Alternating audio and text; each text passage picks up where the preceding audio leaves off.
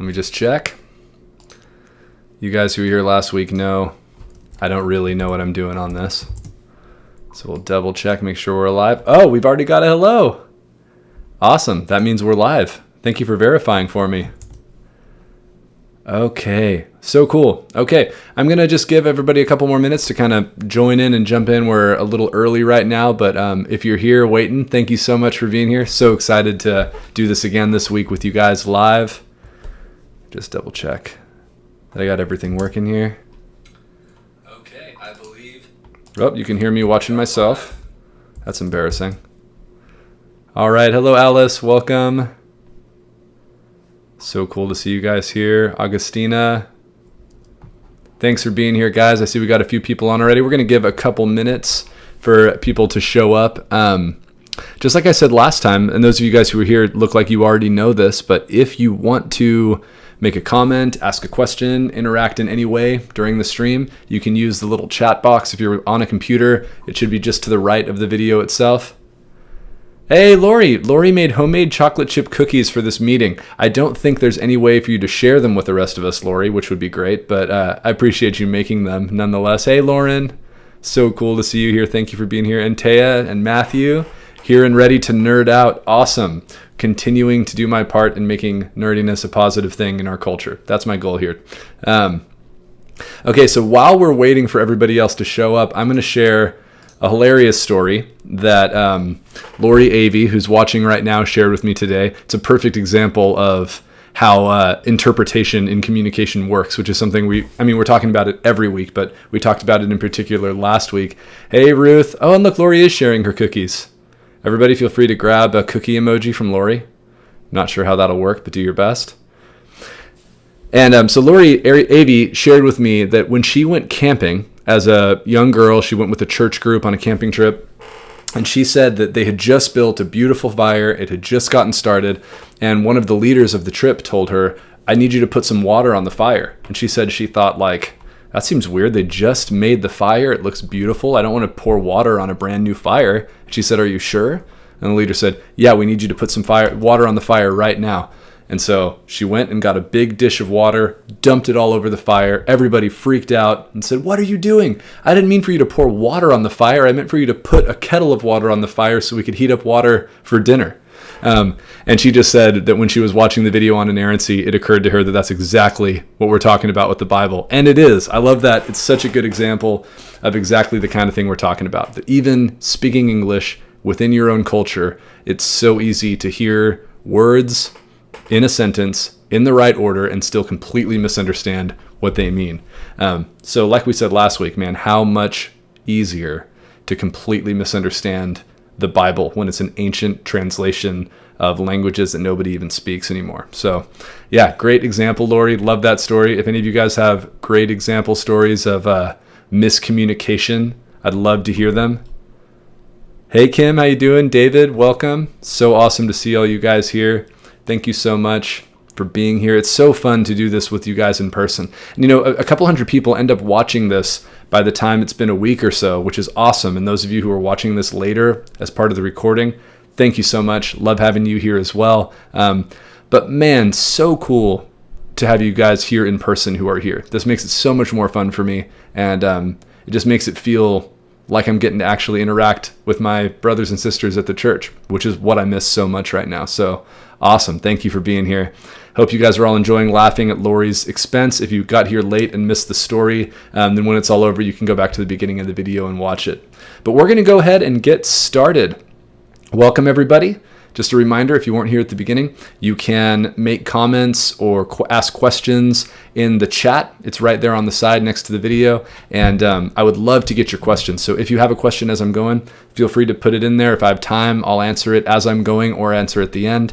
And comments as well. Totally open to that. Or if there's something that's not working, you can let me know in the chat as well. So we are in part 2 of our Hermeneutics series. We talked a little bit last time about kind of the structure of how we're going to be doing this throughout the course of the next few weeks. And the way we're going to be doing it primarily is by taking a look at one kind of big picture principle of interpretation that will apply to whatever part of the Bible you're reading.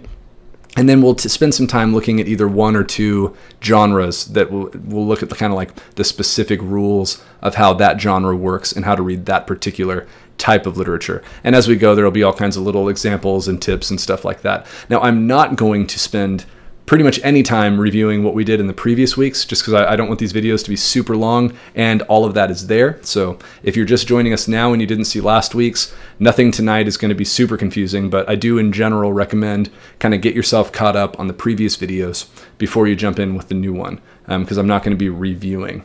The only thing I will say is last week we talked about kind of the big picture goal of interpretation, which is to get to the sender's intended meaning in the text. And then we talked about how to interpret the Psalms. So again, if you didn't watch that one, love to have you go back and watch that.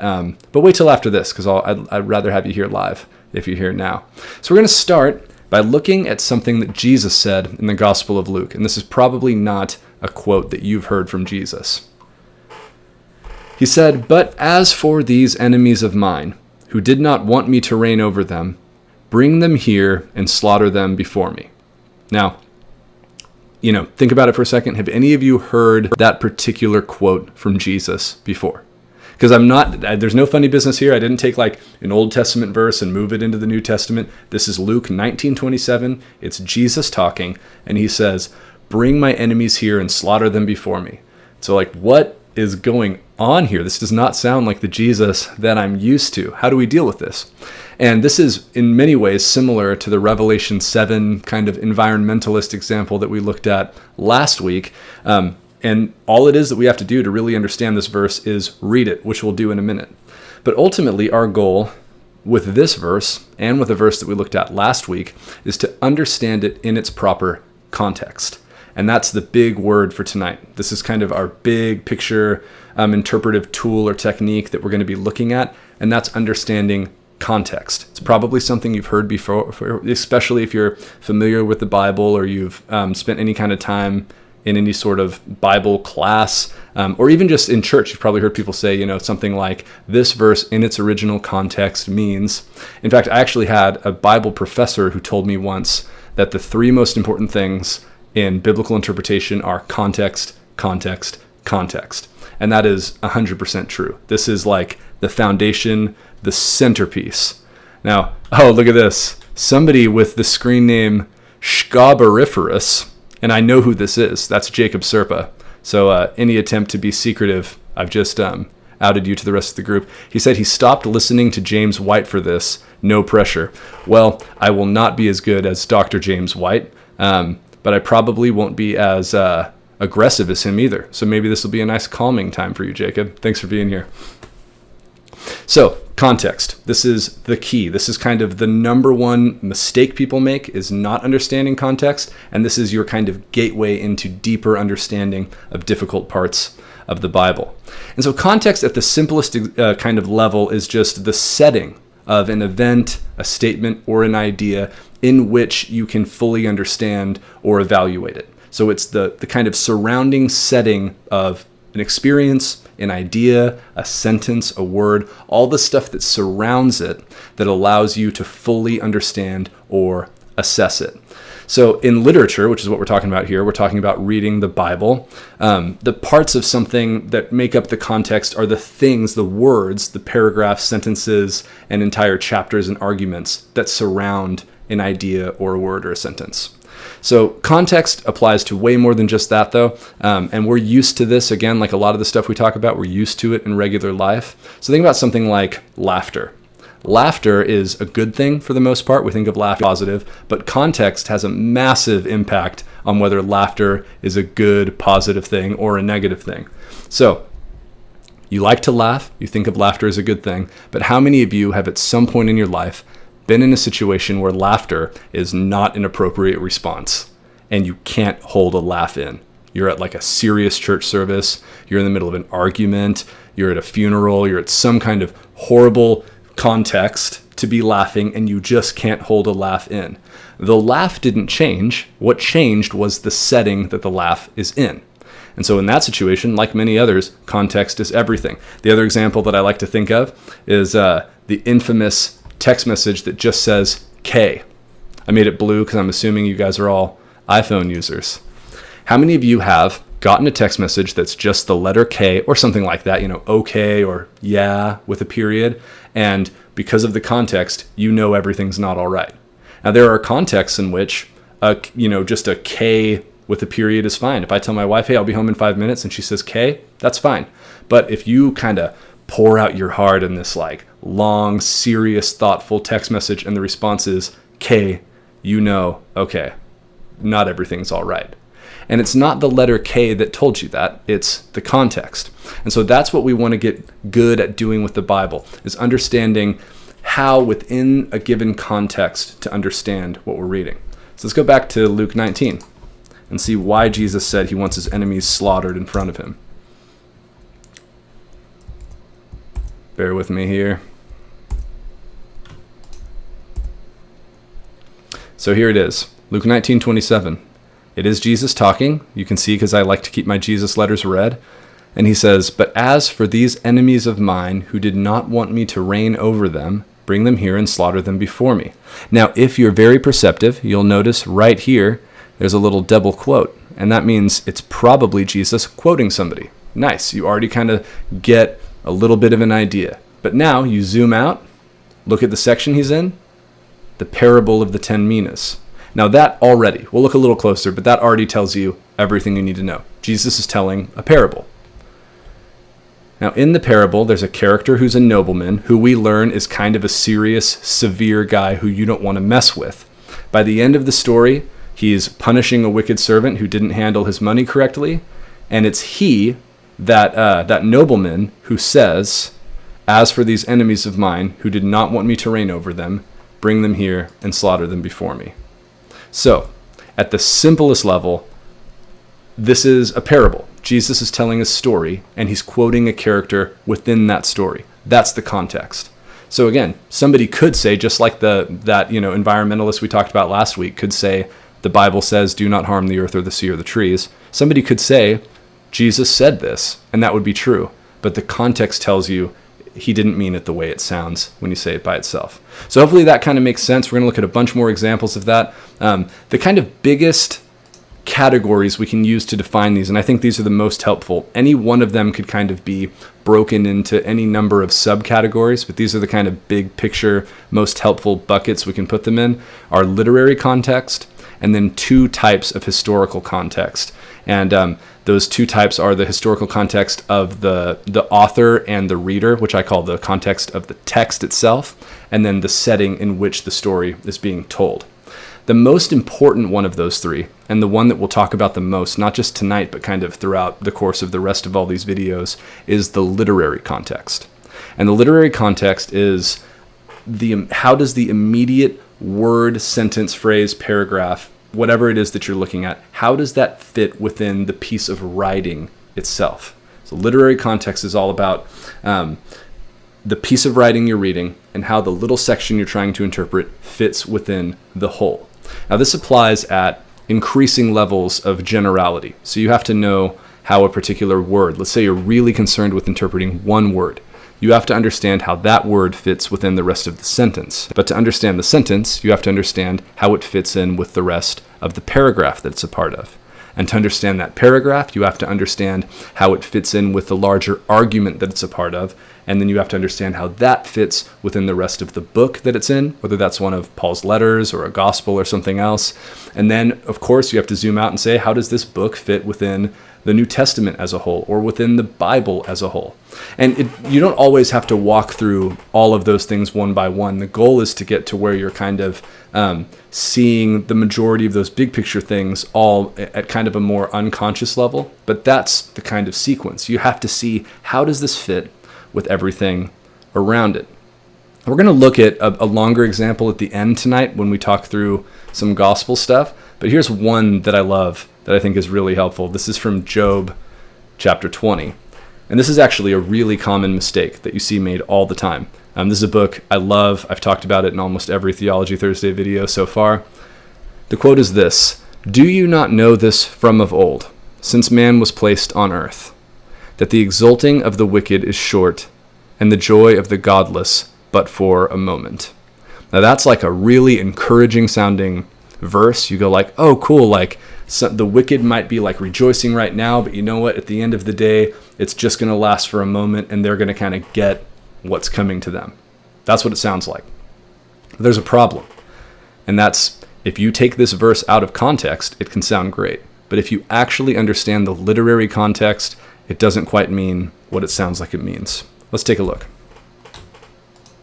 So that's Job 20, verse 4. So that's what we just read. There it is, right in the Bible. But again, kind of zoom out and look at the section that it's a part of. And what do you see right here in verse 1? It says, "Then Zophar the Naamathite answered and said." So what do we learn there? Well, from the immediate literary context, you learn who's talking. It's Zophar the Naamathite. And Zophar is one of Job's 3 friends who he spends the majority of the book talking to. And that, by itself is already an important bit of information. It's not God talking, it's not Job talking. But to understand how important that really is, you have to have a zoomed out view of the entire book. So you have to know how this section fits within all of Job. Particularly, the most kind of revealing thing about Zophar the Naamathite happens at the very end of the book. So let's go to the very last chapter, Job 42. After Job has finished his argument with God, God says this. 42 verse 7. After Yahweh had spoken these words to Job, Yahweh said to Eliphaz the Temanite, "My anger burns against you and against your 2 friends, for you have not spoken of me what is right, as my servant Job has." Now, this goes on for a little bit longer. There's some more information there that you find out. And Job eventually actually has to intercede for his friends before God. But you saw, just from that one sentence we read, everything you need to know. Can you trust Zophar?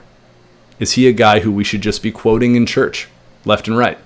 No, of course not. Because the book ends with God saying to Eliphaz, "You and your 2 friends," one of whom is "you and your 2 friends have not spoken rightly of me." So it's not enough to just go grab a verse that says what you say. Now, if you want to talk about the ultimate fate of the wicked, which is what that verse is about, there are plenty of places you can go to in the Bible that will give you, kind of good, encouraging words about that. But man, don't do that. Don't jump to Job and start quoting somebody who God is going to end the book by saying, "You haven't spoken rightly of me." And so you can see the kind of interpretive challenge of literary context. You have to look. Oh, great question, Lori. Lori wants me to place the book of Job in the context of the Old Testament narrative. We will do that in just a couple minutes when we talk about historical context. That's a great question. And so, but the short answer is no, I can't, because no one's quite sure when it was written. But I'll tell you what my kind of best guess is. So you can see how the kind of immediate literary context gave you some important information. Oh, this isn't even Job talking. But then the big picture literary context of the whole book tells you, oh man, when Eliphaz and Zophar and the other guy, whose name I can't remember right now, when these guys talk, we don't quote them because they're going to get rebuked by God at the end for not speaking rightly of God. So that's the kind of general idea of literary context. Now, as I said at the beginning, there's kind of 2 layers of historical context that we need to keep in mind, and they're different. And this is something that's really hard to get your brain around at first, but it's absolutely essential to learning how to read the Bible well. And that's kind of getting the 2-layer view of history. And the most important, and it's not the intuitive one to think about, but it's the most important one, is the context of the text. And that means the context of the person who wrote it and the first people who read it. So understanding the historical context of the text includes questions like, who is Paul writing the book of 1 Corinthians 2? What's the situations that he's addressing there, as best as we can understand? Who's the intended audience here? Why were the Psalms put together? Who might have done that? Who were the people who were singing them? Again, who was the person who wrote, or people who wrote 1st and 2nd Kings? Who's reading those books? What were those books meant to what kind of response were they meant to evoke in the people who read them? And these aren't like really easy, immediate questions to answer, but when you stop and ask those kind of who and when questions, really important stuff starts to emerge. Now, this is something that we're used to doing intuitively in some ways that we don't even think about. Like one example that I like to look at is at the very end of Deuteronomy 34. This is where Moses dies. We'll look at verse 10. Moses has died, and it says, "And there has not arisen a prophet since in Israel like Moses, whom Yahweh knew face to face. None like him for all the signs and the wonders that Yahweh sent him to do in the land of Egypt, to Pharaoh and to all his servants and to all his land, and for all the mighty power and all the great deeds of terror that Moses did in the sight of all Israel." So the book of Deuteronomy ends with the author saying, there has never been another prophet like this ever since. This is as good as it got. We've never had anybody like this ever again. But do you think that means Moses is greater than Jesus? No, of course not. And the reason you don't think that, for the most part, now some of you this might be the first time you're even thinking of this verse, so no worries if it's kind of like a new idea just in general to you. But for those of you who are familiar with the Bible a little bit, you go, well, no, because this was written way before Jesus was even born. You notice the ending of that book gives away a couple of things. It gives away the fact that Moses didn't write at least all of it, right? So Moses is kind of the primary author, the primary kind of like authoritative source of the tradition of Deuteronomy, but he clearly didn't write the entire book because there's a paragraph in here about him dying. But it also reveals the historical context of the author and the first readers. And that is, at a very broad level, this all happened way before Jesus is born. So the author can honestly say at the time he's writing it, there's never been a prophet like this guy ever since. But we know now, thousands of years later, Jesus is, of course, a greater prophet than Moses. Now, the second kind of layer of historical context is the historical context of the setting. And this is secondary to the context of the text, but it's still really important and can be really helpful. This has to do with the time, place, political, geographical, historical details of the setting in which the story is set.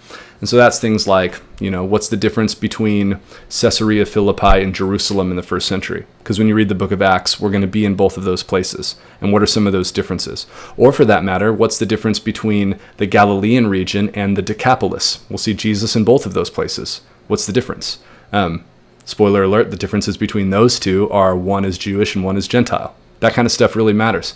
If you're reading the Old Testament, yeah, great point, Lori. We know that Jesus is more than just a prophet. But the point is he has even greater connection to God than Pharaoh did, or than Pharaoh. Whoa, there's a Freudian slip. Than Moses did.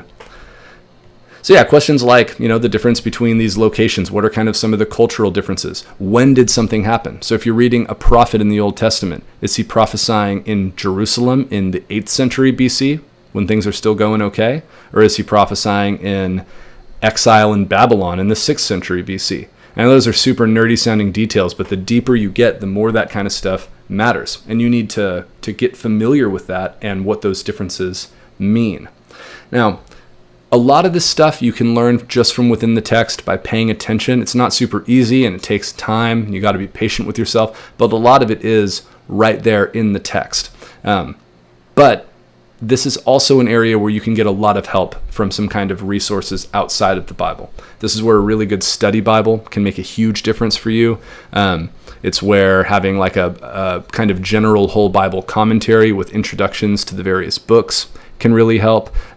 In fact, when I'm done, I'll put a link to some of my favorites of those in the description of the video so that you can check those out.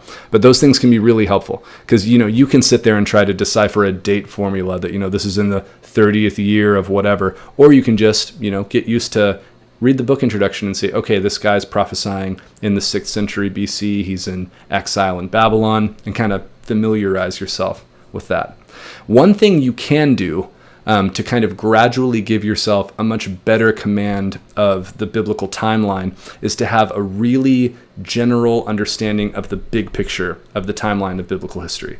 This is something that I do quite a bit, so there's a good chance some of you have already seen this. I'm going to go really quick and not do as much detail as I'd like to, just to make this video not super, super long. But I encourage you, if this is new, you might want to come back later and watch this again and maybe take some notes. I'll make it bigger so you can see it there. Now, what I like to do, and this is what I did, 8 or 9 years ago, and I just have filled in the gaps slowly but surely over time. It's been hugely helpful, is I divide biblical history into really approximate 500-year chunks. These aren't exact dates, but they're pretty close. And then kind of give myself anchors of significant events or characters that occurred around those time periods. And so they become almost brackets that you can put your various books and stories of the Bible into. So the first big one happens in 2000 BC, and that's Abraham. Now, Abraham, this is Genesis 12, very beginning of the story. God makes this covenant with him, and the story of redemption kind of kicks off from there. To be honest, different people will disagree about this. Excuse me. But in my opinion, everything that happens before Abraham, it's impossible to know when exactly it happened. But you start to get some more kind of exact dating formulas around that part of the Bible. And so approximately 2000 BC, you have Abraham. Fast forward 500-ish years, and you have Moses and the Exodus. Now, there are two kind of competing schools of thought about when the Exodus happened. The view that I generally prefer is that it happened in about 1440 BC. To be honest, it's really not clear whether it's that or if it's a little later than that. But either way, that's kind of an approximate placeholder. So about 1500 BC is when you get Moses and the Exodus event. Obviously, an iconic story and situation. 500 years later, you get the establishment of the kingdom under King David. That's about 1000 BC. And so that's David and then Solomon, and then the whole kind of kingdom period encompasses the next 500 years. So those are books like Kings and Chronicles and most of the prophets. Then about 500, and this is very approximate because it's actually quite a bit earlier than this, is the exile, and then on into the end of the Old Testament. The exile proper actually happens in 586 BC. It starts a few years before that and happens in stages, but 586 is the date you want to know if you want to remember the time that Jerusalem falls, and really like the exile and all the stories of Daniel and Ezekiel and all of those things happen. So those are kind of the big buckets. And what you want to do is, that's only 4 things you have to memorize. In fact, there should probably be a 5th one. I always think this, but then I never add it. Obviously, 0 is the approximate birth of Jesus. His death is about 33 AD. And everything in the New Testament happens before 100. So everything from 0 to 100 takes up your kind of New Testament period. So does that kind of make sense? Yeah, exile into Babylon, Lori, that's right. That's what happens in 586. Babylon comes, destroys Jerusalem, takes people into exile into Babylon for 70 years. And so the end of the Old Testament happens kind of around 500 BC. So, and then there's the silent period that takes place. It's called the intertestamental period between the end of the Old Testament and the beginning of the New Testament. And then in 0, you suddenly get the beginning of the New Testament. And then, 2,000 years later, you get us. So what I recommend doing is just memorize these 4, because it's not that many to memorize. And then you really, for a while, don't have to focus that hard on memorizing anything else, because you're just going to sort of gradually place things where they belong in between.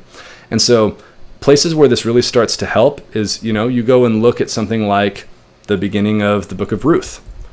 And you'll see, let's see, Ruth 1, in the days when the judges ruled, there was a famine in the land. That's how the book starts. Now, you have to know a little bit more kind of information about what's going on in biblical history to know this right off the top of your head. But if you know that the judges rule before kings rule, then okay, so somewhere, between Moses and David is when the book of Ruth happens. But some things could be really helpful about that, because the fact that David isn't born yet is going to really matter at the end of the book of Ruth. Same thing with Esther. You look at the very beginning of Esther, and just by looking at some of the details there, you'll find out Esther is in Persia. And that means that this is after the exile, because the exile is in Babylon. Persia is the kingdom that comes and replaces Babylon, etc., etc. But at the very least, she's not in Israel, and this is way after the period of David and the kings. And so, again, if this sounds overwhelming, my encouragement to you is just go slow. Start by just memorizing those 4 kind of approximate dates that are separated by 500 years, and then as you read Bible stories, kind of just plug them in where they belong in all of those different sections. Yeah, Taya, it is really amazing to think about the length of time encompassed by the Bible. 2,000 years of history in the Old Testament, and then everything happens in the New Testament really quickly. And it's actually, the events of the New Testament in terms of like the setting is even less than that. It's like Jesus' adulthood and then the next few years after his death. So that's a really short time period, and it's only 100. It only gets up to like the 100-year range if you include the times of the actual text. So the latest dates that people think somebody like John, and by people I mean conservative scholars, think that somebody like John writes Revelation is still in the 90s AD. So yeah, very short time period there. Now, for your question, Lori, about placing the book of Job in the context that it belongs, there's a lot of debate about this because there's nothing in the book of Job that says when it's written. And so when you think that book took place and when you think it was written has a lot to do with kind of your overall interpretive decision about the book and kind of what the book is trying to do. And so without getting, we'll talk about Job a little bit more when we handle wisdom literature in a couple of weeks. That has, runs a real risk of being the longest video because I love wisdom literature in the Bible. But what I'll tell you is I think that the book of Job is very old. I know that many of the Jewish scholars in the intertestamental period in the first century believed that the book of Job was very, very ancient. There are a couple of cues within the book that seem to imply that. You have Job doing sacrifices on his own that look like they should be done by Levitical priests, which have led a lot of interpreters to believe that this is taking place before the establishment of the Levitical priesthood. Again, that's speculation. The book doesn't say, but it takes place outside of Israel. Very few of the characters have Israelite names, and it looks like it's kind of a long time ago in a galaxy far, far away type of situation. So for me, I'm at least convinced that the setting of the book is very, very ancient. That doesn't necessarily mean it was written that long ago, but I tend to think that it was. Hopefully that helps. All right, let's jump back into our slideshow here, if I can. So yeah, hopefully that helps a little bit with the historical context, kind of get used to looking at that. But again, the most important thing is the thing that's right there in front of you, and that's the literary context. Never try to understand a verse just by itself. You can't do it. It's just like trying to interpret somebody saying K to you without knowing the situation surrounding it. You have to understand how it fits in the argument. So as you're reading the Bible, develop the habit of refreshing yourself on what you just read every day when you start reading again. And if you have a question, the best thing you can do is look at everything that came before it and everything that's coming after. We'll talk a little bit more about that next week. All right, enough about context. I've already taken more time than I intended to. Today's kind of big picture, or rather today's genre that we're going to be looking at. Ooh, Lauren, that is too big of a can of worms for me to open in this episode. She asked, what would you say about the differences in interpretations between different branches of Christianity? How do you know which is right? And then a follow-up question about the Catholic view, the Roman Catholic view of communion compared to the Protestant one. And then, there are a bunch of other ones as far as Orthodox. That's a great question, and that it's a good suggestion for a video that could maybe be in the future for Theology Thursday. Too big of a thing for me to get into in this video, but great question. I'll write that down after as a potential future video. And then I'll make Jacob Serpa do it because it sounds hard.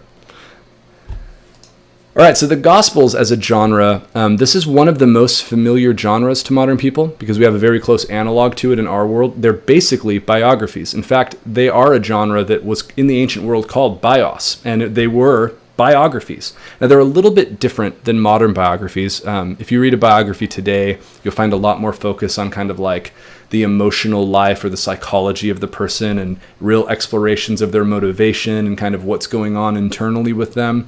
And that's not really the way that ancient peoples did biography. They focused more on kind of the key events surrounding the life of the significant person who the biography is about. So it was more event focused, it was more external, less internal in general. And that's the case with the Gospels. These are stories of the life of Jesus, 4 different ones. A couple of kind of general features there. One of the biggest ones that I think is really crucial to reading the Gospels, and this won't be super helpful yet until we unpack some of these other genres, but it's the fact that the Gospels have nested genres within them. There's a ton of genre overlap. So gospel isn't just its own single genre. Within a single story, you could have multiple genres layered on top of each other. So you could have Jesus telling a story within a narrative, and in that story, there will be poetry. And so you've got 3 different kind of nested layers of genre that all have to be kind of treated differently as you're reading. And so an awareness of that is really important. It's not always as complicated as I just made it sound, but sometimes you want to know, hey, don't just apply like the kind of gospel interpretive method here, because when Jesus is telling a parable, there, some different rules might apply. And hopefully if we have time in future videos, we'll be able to talk specifically about parables, because they're really significant and important when you're reading the New Testament. And you don't read all of those kinds of genres the same. So, when Jesus is giving the Sermon on the Mount, that's going to be a more kind of direct and authoritative type of teaching than, an obscure, hard to understand parable is going to be. Another feature of this genre, just in general, and this is true of the entire New Testament, but it's really true in the Gospels, and people often ignore it, is the importance of understanding the Old Testament. And this is kind of an element of literary context, but it also is a general feature of the Gospels. You can understand most of the stories of the Gospels without having, a really deep, robust knowledge of the Old Testament. You can get kind of the basic story, but when you know the background stories that are being kind of riffed on and played with by the authors, whole new stuff will come to life. I'll show you one example. This is one of my favorites. So this happens at the very beginning of the Gospel of Matthew. You guys will know this probably because it's part of the Christmas story, but there's a good chance many of you have never thought about the kind of Old Testament background. It's talking about Jesus and his parents. It says, now when they had departed, the they in this is actually the wise men, or the Magi. Now when they had departed, behold, an angel of the Lord appeared to Joseph in a dream and said, rise, take the child and his mother, and flee to Egypt, and remain there until I tell you, for Herod is about to search for the child and to destroy him. So they flee to Egypt, right? Okay. Jump down here. Why do they have to flee? Then Herod, this is the kind of puppet king of Judea at the time. Then Herod, when he saw that he'd been tricked by the wise men, became furious, and he sent and killed all the male children in Bethlehem and in all the region that were 2 years old or under. Now, in a second after that, there's going to be a direct quote from a prophet. Now that's like direct, immediate reliance on the Old Testament. But there's something happening that's way more subtle. And it wouldn't be subtle if you were a Jewish person who was steeped in the story of the Old Testament. And that's this, right? Where are they fleeing to? Egypt. Why are they fleeing? Because the king of Judea in Jerusalem is killing all the male children. Start to kind of let the wheels in your brain turn. Does that make you think of anything? Does anything start occurring to you that might be being kind of echoed in this story? If you're familiar with the Old Testament, you should start to picture the Exodus story. This is back at the very beginning of the Bible, second book of the Old Testament. And in the Exodus story, you have Moses being born during a time when, for a variety of reasons, Pharaoh, who is the kind of evil archetypical ruler in opposition to God, he's so kind of intimidated by and worried about the growing Israelite people that he commands that every male child born to an Israelite family be killed. Very intentional echo. Now, one of the babies that is spared because of that situation becomes the person that God uses to free the people of Israel from Egypt. You see what's happening here? Matthew wants you to see that in the first century, the situation in Israel has become so corrupt, so messed up, so desperately in need of rescue, that not only is it the so-called king of Israel who's commanding that children be murdered, but in order to escape him, Jesus and his family have to flee to Egypt. I mean, that gives me goosebumps every time I think about it. That Matthew, and he doesn't have to say it because he does it in the narrative. This is the way the ancient storyteller does things. He just shows you, look what's happened. Instead of being rescued out of Egypt to flee from evil Pharaoh, who's killing babies, the babies are being killed by the king of Judea, and you have to flee back to Egypt, the place that the Israelites were never supposed to go back to. That's how bad it's gotten. Pretty cool. And so that is just kind of one example of how an awareness of the Old Testament will start to cause these kind of echoes and ripples that are in the undercurrent of these stories to come out to you as you read. And again, it's not like you need to know that to get the kind of surface reading of the narrative, but little details like that will just cause the text to come to life for you in ways that it won't otherwise. Now, probably the most unique feature of the Gospels is the fact that there are 4 of them. And that's a very unusual thing, not just in the Bible, but in literature in general. I mean, you have 4 different biographies of Jesus written by different people, all put right next to each other. And so the first question, I remember one young man who I've studied the Bible with asking me, like, we had just finished the first Gospel. We started in Matthew, and then we started Mark. And he's like, I feel like I just read this. And I was like, well, you did. This is the second Gospel. It's the same story again, but told from a different perspective. And so the first question is, why is that the case? Why do we have 4 of them? And the truth is, each of them, and the answer will start to help us understand how to read these books well. Each of them was written to meet a particular need, to kind of speak more specifically to a different audience to some extent, and to address the needs of the kind of growing and developing church. The authors of these books were almost certainly aware of each other in different kind of orders and sequences. There's a lot of evidence to show that Mark was likely the first one, and that at least Matthew, if not Matthew and Luke, used Mark as a source in their writing as well.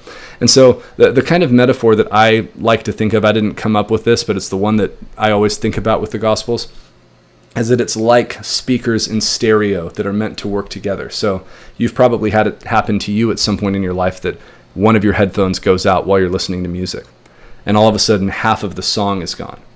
Or like one of the speakers on one side in your car goes out and you're like, oh, I'm missing, like, you know, that guitar part that I love because that's in that side of the stereo mix. The Gospels are like that, except it's not just 2 channels, it's 4. And so they're telling you the same story. They're singing the same song, playing the same music, but there's different frequencies, different parts that are captured in each of them. And what you want to learn to do is read all of them together, not literally at the same time, but use all of them together so that you get that kind of full range of sound and you're hearing the gospel in stereo. So each one of the Gospels has its own kind of distinctives that make it unique. We don't have time to really chase down all the differences. I more just want to make you kind of aware of them so that you can look for them on your own as you're reading. And if you get one of those study Bibles or whole Bible commentaries, you can use the introductions to see. A couple of things that are interesting, though. Mark, again, probably the earliest one. It's also the shortest. It's the most action-packed gospel. It's got 20 miracle accounts in it, very little teaching in it. If you read Mark, you'll notice one of his favorite words is immediately. Everything happens immediately. You get this kind of action-packed version. Matthew is kind of the Jewish gospel. Matthew is speaking to his fellow Jewish countrymen and trying to show them that Jesus is the fulfillment of Jewish prophecy. He's the Jewish Messiah. Luke writes to a much more, compared to Matthew, a much more Gentile, broad audience. He has a real specific concern for historical credibility, that he's telling the story in a historically faithful way.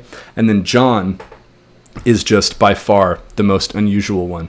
His gospel was written later, and he's clearly setting out to do something completely different.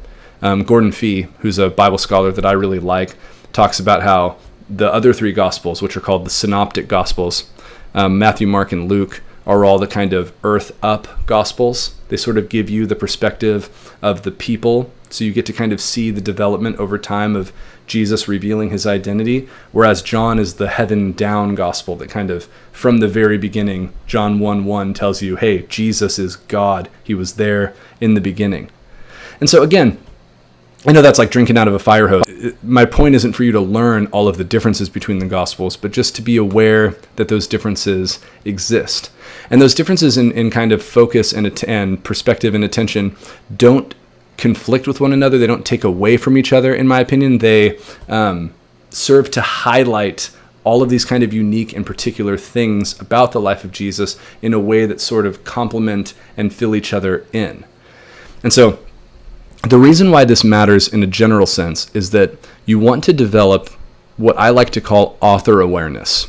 And this is true of the Bible in general, but it's particularly true of the Gospels. It's something that we have a really hard time with, and something that I, frankly, had a really hard time with for much of my life as a Christian. When we read the Gospels and any real, narrative section of Scripture, it's really easy to kind of get stuck thinking or acting as if you're reading like a transcript of a video of exactly what happened. like it's just an objective, detached, unbiased observer writing down every single thing that happened in the life of Jesus. And that's simply not what the Gospels are. They are works of art written by authors. They are written. They have authors. And your awareness of the author and what he's doing will help you to read these texts better. I mean, Jesus didn't write the Gospels. Now, I mean, you can go back to my inerrancy video from a few weeks ago to see a fuller view of what I believe about the divine origin of the Bible. But I mean, the man Jesus on earth, he's not the one who sat down and with, the paper and pen wrote down what you're reading. They were written by followers of Jesus many years later. I mean, Jesus almost certainly wasn't speaking Greek. He was probably speaking his native tongue of Aramaic, but the Gospels are written in Greek by these followers of Jesus who are telling the story in a particular way. And so you're not reading as you go like a complete, comprehensive, detailed retelling of the entire life of Jesus. You are reading a story put together by these authors. And so there's something that takes place in the Gospels, in the kind of creation of the Gospels, called selection and arrangement. The authors aren't telling you every single thing that Jesus did. They are selecting stories from a broad pool of fixed and authoritative, trustworthy oral teachings of Jesus. They are taking those and arranging them to tell you the story in a particular way under the guidance of the Holy Spirit. And the authors tell you that they're doing that. So I'm not saying something controversial here. The authors tell you. My favorite example of this is in the Gospel of John. So John, at the very end of his Gospel, says, this is John 20, verse 30, "Now Jesus did many other signs in the presence of the disciples, which are not written in this book." There you go. John says, there's a bunch of other stories I could tell you, but I'm not going to. He actually says at the very end of the gospel, it's so awesome. This is at the end of chapter 21. He says, "Now there are also many other things that Jesus did. Were every one of them to be written, I suppose that the world itself could not contain the books that would be written." I just think that's an absolutely beautiful sentence. But he just says, no, there's way too much for me to put in one book. So I picked and chose these stories for a particular reason. And thank God for John, he tells us what that reason is. It's, again, beautiful. So again, he says, "Jesus did many other signs in the presence of the disciples, which are not written in this book, but these are written so that you may believe that Jesus is the Christ, the Son of God, and that by believing you may have life in his name." I think that's beautiful. So John tells you, hey, there's way more stories than this. I picked these ones and put them together in this way for a reason. And I'll tell you what it is. It's so that you would believe that Jesus is the Son of God, and that by believing that, you'll have life in his name. There you go. And by the way, once you see that theme in the Gospel of John, you will see it absolutely everywhere. John is obsessed with belief in Jesus. Almost every imperative in the Gospel of John is believe. Believe in Jesus. Believe in Jesus. But Luke does something similar. You look at the very beginning of Luke. He starts off his Gospel in a very Luke way. He says, "Inasmuch as many have undertaken to compile a narrative of the things that have been accomplished among us," very different than John already, right? "Just as those who from the beginning were eyewitnesses and ministers of the word have delivered them to us." So he's saying, here's the source of all these teachings, eyewitnesses. "It seemed good to me also, having followed all things closely for some time past, to write an orderly account for you, most excellent Theophilus, that you may have certainty concerning the things that you have been taught." So Luke says, hey, other people have written stuff down also. We have all these materials from eyewitnesses. I've been studying this for a long time, and I thought a good thing to do would be to write a really orderly account of it for you, Theophilus. Want to know the great news? We have no idea who Theophilus is. It means lover of God or beloved by God. Some people think it's a euphemism for the whole church. I think it's probably a person, probably a wealthy person who commissioned Luke to write this. But it doesn't say. But you kind of get the point, right? I'm belaboring it probably at this point. But I hope you kind of see what's going on here, that Luke says, hey, I'm writing an orderly account of the things that happened. And he shows right there in the very first paragraph an understanding of the fact that there are other versions of this already, but he has a particular motivation for his, which is a detailed, historically reliable, super carefully written version. And that's what Luke is. It's super long, super detailed, super historically rigorous, and really great. So they're selecting these stories and arranging them in particular ways to make a point. And that means, according to their own design, they're not always even chronological. So you'll see the same stories reported in multiple Gospels in slightly different orders. And that's not an inaccuracy, that's a difference of approach. It's a different goal that they have, a different outcome. And according to the kind of rules of writing this type of ancient literature, that's completely normal. It's what you do. So again, the general skill here is to increase your author awareness. Just become aware of the fact that there is a voice here that's put this together on purpose under the guidance of the Holy Spirit to teach you a particular thing. And they're not being sneaky about it. They tell you that that's what they're doing, that they didn't include every single detail. Now, as far as the literary context in the Gospels, we'll be really quick here. You want to start with the big picture, how this fits in the entire Bible, because the Gospels are absolutely crucial. I mean, this is the hinge point. This is what everything in the entire Old Testament is building up to, and what the rest of the New Testament will spend the majority of their time reflecting back on. So in terms of big picture literary context, it does not get more significant than this. Then when it comes to the small picture stuff, you just want to learn to interpret individual stories and teachings in light of where they fit within that gospel as a whole. And so there's a bunch of examples of that we'll look at probably next week, but for now we'll keep cruising. Historical context is more important actually in the Gospels than in most of the other genres. Particularly, this is actually the one kind of counterexample to what I've said earlier, where the context of the setting is incredibly important, probably as important as the context of the authors and readers. To fully understand the Gospels, and again, I mean to fully understand the Gospels. You can understand the surface of them just by reading them with no prior knowledge, but to really get the full depth of what's going on requires you to, over time, immerse yourself in that kind of first century Jewish world, because that's where a lot of this takes place. You want to know as much as you can about the people who are listening to Jesus when he talks, and pay attention to those details. So when Jesus is giving a speech or a discourse or a sermon or whatever, you want to pay attention to who's he talking to, and how is that going to affect what happens. So is this a crowd of Galilean Jewish folks, or is this a bunch of Gentiles from across the lake? Is this Pharisees, Sadducees, temple leaders, Romans? Who am I talking to? And then, the more you know about how those different people related to one another, the more you'll kind of start to see the details and nuances and kind of beautiful, deeper layers of what's going on. So, one practical example of this is to really get how the story of the Good Samaritan works requires some understanding of who Samaritans were in the first century Jewish world. How would a Jewish listener who's there in the setting, the kind of historical context of the setting, how would they interpret a story about a Samaritan who is heroic, right? And then zoom out and ask, in the historical context of the first readers of this book, who are Christians a few decades later, how are they going to interpret this in light of everything that they've learned?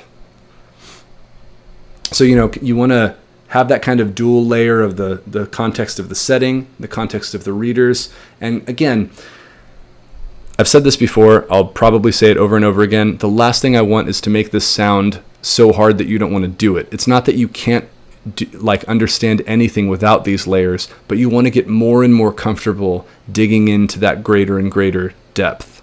And again, a lot of that's just reading these stories over and over again, year after year, and you can get a lot of help from having a decent study Bible or general commentary. Now, okay, I have gone longer than I intended to. There's an example that I want to do, and I think I'm just going to do it fast. And if you've got to take off and maybe come back and watch it later, no worries. I know we're all really busy right now while we're staying at home. You probably got a lot of Netflix to catch up on. But yeah, my goal is to always be done well before 8:30 to do questions, but I do want to give you kind of an example. So let's take a look over here at Matthew chapter 10, because this is kind of how all of this stuff comes together. And I wanted to do a longer walkthrough of this, but I'll do it a little bit quicker than I intended to. So Matthew 10, starting in verse 5, is a very famous story. It's the sending out of the 12. And this often, pieces of this get applied to modern Christians. So I'm a missions guy. You get all kinds of kind of missiology that's built on this passage, saying like this is, teaching us as Christians how we are supposed to go about spreading the gospel. So Jesus, when he sends the 12 out, it says, these 12, the 12 apostles, Jesus sent out, instructing them, go nowhere among the Gentiles and enter no town of the Samaritans, but go rather to the lost sheep of the house of Israel, and proclaim as you go, saying, the kingdom of heaven is at hand. Heal the sick, raise the dead, cleanse lepers, cast out demons. You received without paying, give without pay. Acquire no gold or silver or copper for your belts, no bag for your journey, or 2 tunics, or sandals, or staff, for the laborer deserves his food. It goes on, and then it ends with this whole, if no one will receive you in that town, shake the dust off from your feet. Many of you will probably be familiar with this.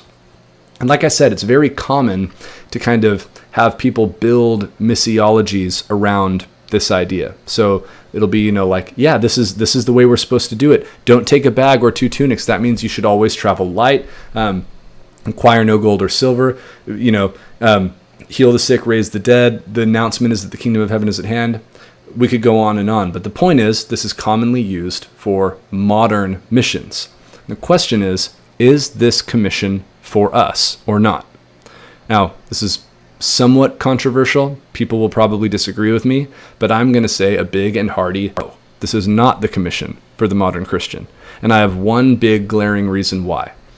And that's how he starts it.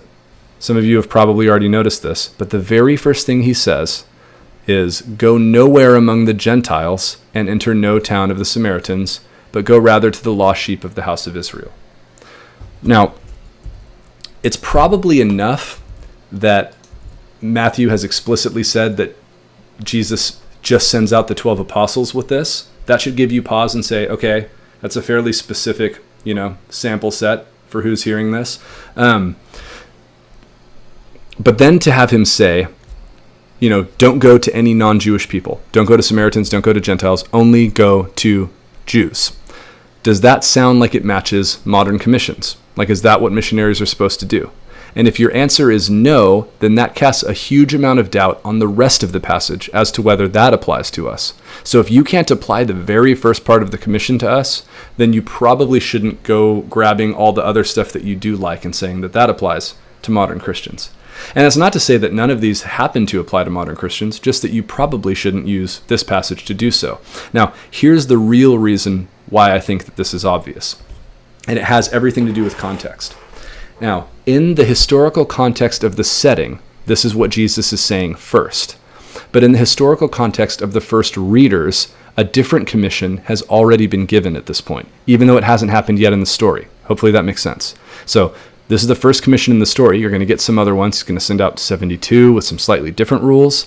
But at the very end of Matthew's gospel, he's going to give what we have come to call the Great Commission.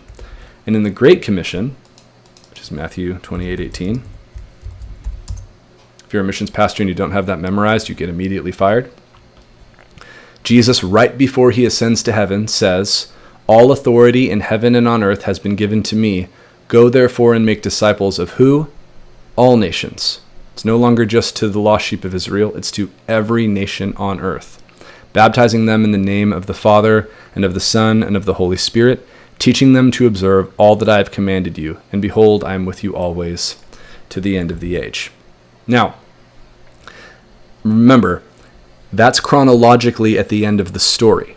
But by the time anyone is writing or reading the story, that commission is known. That's the commission that's being followed. By the time the apostles are writing this, there are already Christian Samaritans, there are already Christian Gentiles. The gospel has gone out beyond that. And this is the operative commission for the early church. And that the evidence is all over the book of Acts. So even though this looks like it's kind of the first thing, because it is in the story, all of it had already happened. And so that kind of, again, that author awareness helps you think at that level. And the Great Commission is the one that is presented as the kind of ongoing permanent command until Jesus comes back. He says, I'm with you till the end of the age. Go. And it's different. You'll notice a couple of differences. The first one, it's go only to the lost sheep of Israel. And the pronouncement you're supposed to make is the kingdom of God is at hand. But in the Great Commission, it's you go to the ends of the earth, baptize them, make disciples of them, and teach them to obey Jesus. Things have changed. And so what you're reading, I'm convinced, in Matthew 10 is a very historically particular situation where the very first kind of pronouncement of the coming of the Messiah is being made to Israel. They have the first announcement made to them. That's right. It's almost like the right, of first refusal is being made. It's the first proclamation, and they are going to reject it. That's part of the story of the gospel. But then later on, after Jesus has accomplished his resurrection, he's going to give a new commission to everyone and say, no, now you go to all nations, make disciples, teach them to obey me. So the point is, you could just read that by itself with no awareness of the context and be like, okay, this is how Jesus wants us to do missions. But you got a huge problem right there in that he said only go to the Israelites. But if you look at the literary context of the whole, and then at the historical context of the readers and writers of the story, no, there's a greater commission coming later that applies to all of us, whereas this is just telling us a story of a commission that was a very important part of the process of Jesus unveiling his identity to Israel. So it's just an example of how you have to keep the whole in mind as you read the individual part. So hopefully that helps. Hopefully that doesn't give you more questions than answers, because I kind of had to rush that a little more than I intended to. But yeah, let's take a couple minutes here. I know it might take a second to think of questions if you have them. So I'll awkwardly look at the camera while I wait for you guys to... Oh, here's one I can answer. Bill Chase asks, what study Bible do you recommend? The one that I like the best personally is the ESV study Bible. I've been using it for years. It has really excellent book introductions, which I've talked about a couple times in this video. It also has a really good running commentary of the entire Bible that doesn't get too into the weeds of details. You have commentaries that are like this red book on the shelf behind me. That's just a commentary on the Gospel of Luke. So some things get really detailed, but this is more just one little paragraph running along the bottom of the page that gives you some good background information. So the ESV Study Bible is excellent. And then I can include, like I said earlier, in the description, I'll throw some links to a couple other resources that I think are really helpful. Aline Leibenberg, I hope I'm saying that right, says, love history. Do you read Greek?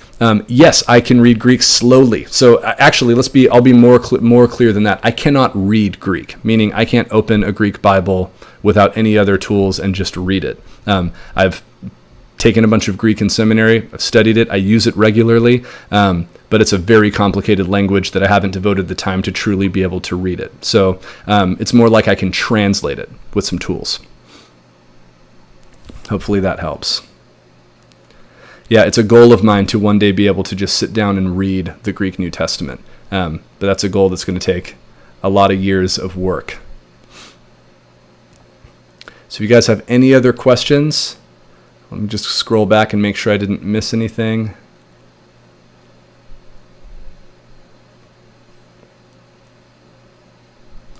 Yeah, and Lauren, to your question about the sacraments, this is definitely timely, something that we're going to have to talk about at some point as the shelter in place goes on long enough. So I'm sure those are things we'll address in future videos as well. All right, guys. Well, I'm going to go ahead and sign off. And if you have other questions that occur to you later, or if you're watching this video not live and you have a question you'd like to ask or a comment you want to make, put it in the comments. I check those every couple of days, and I'm happy to engage with you there. Still looking at suggestions for future videos. Oh, great. We got another question we can end with here. This is Lori Duffy says, I keep forgetting that I can do this. Boom, look at that. Wow, kind of takes over the screen a little bit. She says, what do you think about those harmonies of the Gospels where all four are kind of combined, leaving out the repetitions? That's a great question, Lori. Harmonies of the Gospels are usually books that will have four different columns that have each of the Gospels written side by side and kind of show how they line up. Personally, I would say that those can be helpful because they can kind of help you see the differences and similarities. I don't personally think they're very enjoyable to read. So it's more like a kind of study tool to have if you ever hit a point where you want to see what is happening in the other Gospels. And that's also a good way to figure out kind of where the differences and similarities are. Gordon Fee, who I mentioned earlier, he's a biblical scholar who I really like, talks about learning to read the Gospels horizontally as well as vertically. And so vertically, he means reading those kind of two historical layers that I talked about. And horizontally, he means reading them with an awareness of the other Gospels. So one example would be Matthew says, "Blessed are the poor in spirit." Luke says, "Blessed are the poor." And if you harmonize those two ideas together, they're not contradictory at all. They inform one another. Luke has this really strong focus all throughout his gospel on the poor, meaning the materially poor.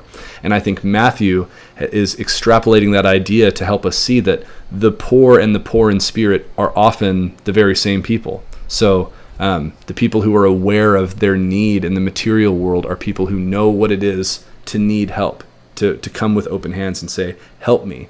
So that's an example of how kind of a harmonization where you look at the two back to back and compare differences, I think can actually kind of open up. So again, I don't think it's a great thing to just read. They're kind of clunky, and because the Gospels aren't exactly the same and don't tell all the same stories, they don't read great, but it can be a cool study tool to have. And you can find some of that online too if you don't want to actually have to buy one.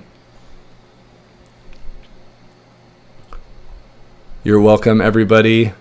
And like I said, if you have other questions that occur to you later, feel free to leave a comment, shoot me an email. So great to see you guys all. Thank you so much for being here. This is so fun to do this live with you all here in real time. And we'll see you again next week. Bye-bye.